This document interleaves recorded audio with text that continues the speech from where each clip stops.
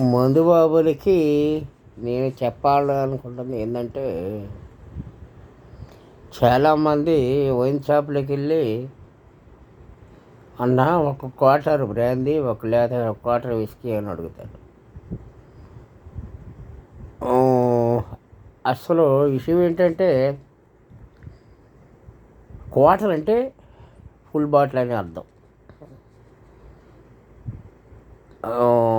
మీకు 90 ml 180 ml వచ్చి nib, దాని పేరు నిబ్బు. హాఫ్ పింట్ అంటారు.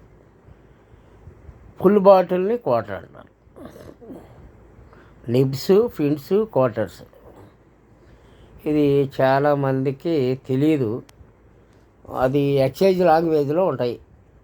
డిపార్ట్మెంట్ వాళ్ళు కూడా నిబ్బులు, క్వార్టర్లు ఇలా ఉంటారు, కానీ వాళ్ళ లెక్కల్లో వచ్చేటప్పటికే 90 ml క్వార్టరు, పింట్స్, నిబ్స్.